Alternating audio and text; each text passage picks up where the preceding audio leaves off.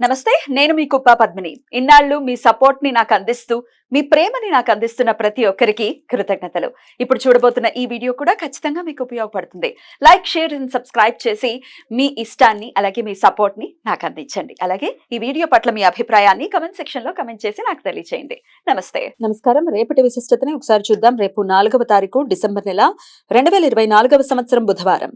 శ్రీ క్రోధినామ సంవత్సరం దక్షిణాయనం హేమంత ఋతువు జ్యేష్ఠ కార్తె.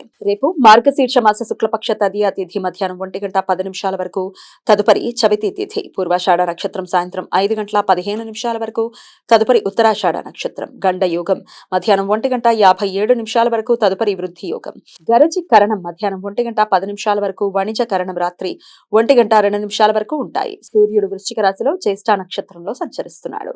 చంద్రుడు ధనుసు రాశిలో రాత్రి 11:20 వరకు, తదుపరి మకర రాశిలో సంచరిస్తాడు. నక్షత్ర వర్జం రాత్రి 1:19 నుండి 2:55 వరకు. అమృతకాలం మధ్యాహ్నం 12:20 నుండి 1:58 వరకు. హైదరాబాద్ ప్రాంతం వారికి రేపు సూర్యోదయం ఉదయం 6:32, సూర్యాస్తమయం సాయంత్రం 5:41, చంద్రోదయం ఉదయం 9:14, చంద్రాస్తమయం రాత్రి 8:26.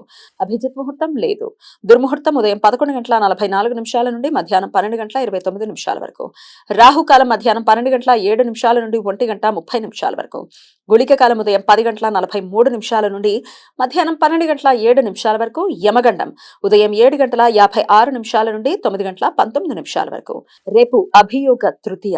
భవిష్య పురాణం ప్రకారం దీర్ఘకాలంగా మనస్పర్ధలతో ఒకరి మీద ఒకరు అభియోగాలు చేసుకుంటూ అపార్థాలతో వైవాహిక జీవితంలో ఇబ్బందులు ఎదుర్కొంటున్న దంపతులు సమస్యలు తొలగిపోవటానికి, సుఖ దాంపత్యం పొందటానికి రేపు గౌరీదేవిని, శివుణ్ణి తెల్ల ఆవాలతో పూజించి బ్రాహ్మణులకు తెల్ల ఆవాలు దానం ఇస్తారు. శుక్ర చంద్ర గ్రహాల మధ్య సమాగమనం రేపు రాత్రి 4:11 ఏర్పడుతుంది. మకర రాశిలో ఉత్తరాషాఢ నక్షత్రం 2వ పాదంలో సంచరిస్తున్న ఈ రెండు గ్రహాలు ఉత్తర ఆరోహణ క్రమంలో ఉంటాయి.